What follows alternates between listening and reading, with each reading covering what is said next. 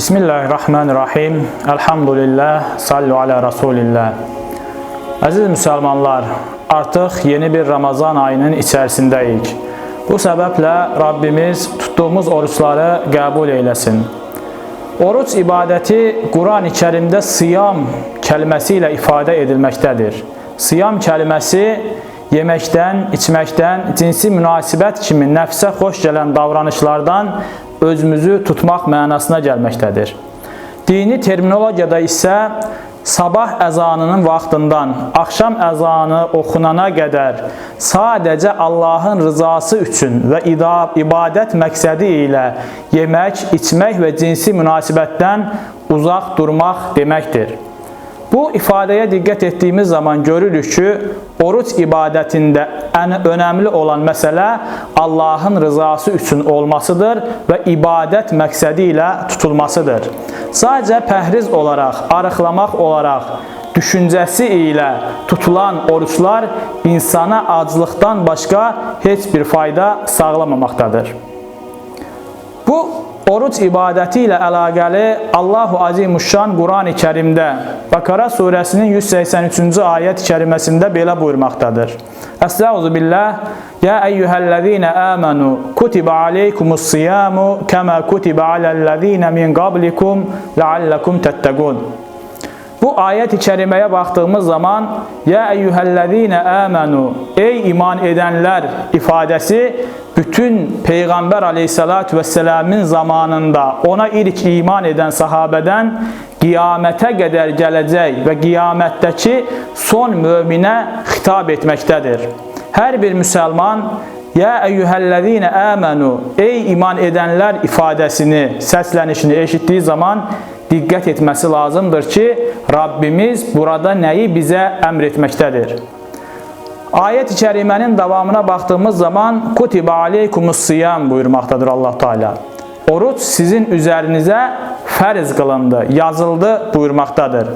Buradan da anlaşılacağı üzərə oruç ibadəti müsəlman olan hər bir insanın üzərinə farzdır, vacibdir. Kutiba alellezine min qablikum buyurmaqdadır ayət kərimənin davamında. Sizdən əvvəlki ümmətlərə də, sizdən əvvəlki peyğəmbərlərə də oruç ibadəti fərz qılınmışdır. Bu, müsəlmanlara bunu ifadə etməkdədir ki, oruç ibadəti sadəcə sizə əmr edilən bir ibadət deyildir. Oruç ibadəti müsəlmanlara ac buraxmaq, əziyyət çəkdirmək üçün fərz edilən bir ibadət deyildir. Oruç, insanın xarakterinə, insanın fitrətinə uyğun olan bir ibadətdir və Həzrət Adəm aleyhissalamdan Muhammed aleyhissalama qədər gələn bir çox peyğəmbərlərə və onların ümmətlərinə əmr edilmiş bir ibadətdir. Bugün baxdığımız zaman istər xristiyanlıqda olsun, istər yahudilikdə olsun, istər isə budizm, hinduizm kimi bəşəri dinlərdə olsun, onlarda da oruç ibadətinə bənzər o anlayışda bir ibadət mövcuddur dəyərli qardaşlar.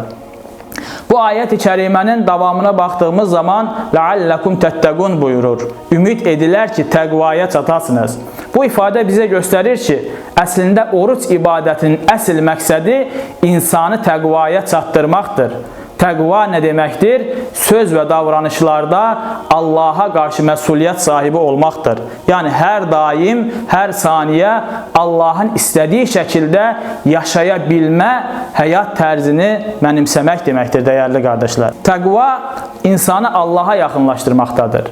Oruç ibadəti də, Allah-u Teala oruç ibadəti ilə də insanı təqvaya çatdırıb Allaha yaxınlaşdırmağı hədəfləməkdədir.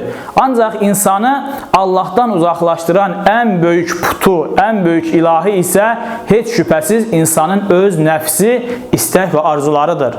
Allah-u Teala ayət kərimədə Peyğəmbər aleyhissalama buyurur ki, Ərəəytə mən ittəxədə iləhəhu həvə, öz nəfsinin istək və arzularını, həva və həvəsini ilah edinəni gördünmü buyuraraq insanın nəfsi istək və arzularını Allahın yerinə qoyduğunu bizlərə göstərməkdədir. Oruç ibadəti də insanın nəfsini tərbiyə edən bir ibadətdir və insan nəfsini tərbiyə etdiyi zaman Allahın yerinə öz nəfsini qoymaqdan uzaq durur və həyatının hər bir sahəsində Allahın qoymuş olduğu əmr və qadağalara görə bir həyat yaşamağa başlayır. Oruç ibadəti də insanın nəfsini tərbiyə etməkdə və Allahdan insanı uzaqlaşdıracaq olan o ilahı kontrol altına almaq deməkdir. Oruç ibadəti, burada diqqət edəcəyimiz önəmli bir məsələ vardır. Oruç ibadəti sadəcə yeməkdən, içməkdən və cinsi münasibətdən uzaq qalmaq deyildir. Kamil bir oruç ibadəti yeməklə, içməklə, cinsi münasibətdən uzaq durduğumuz kimi gözümüzü, əlimizi, qulağımızı, dilimizi də Allahın razı olmadığı söz, feil və davranışlardan qoruyaraq kamil bir imana, kamil bir oruç ibadətinə nail olmağa gətirib çıxarır.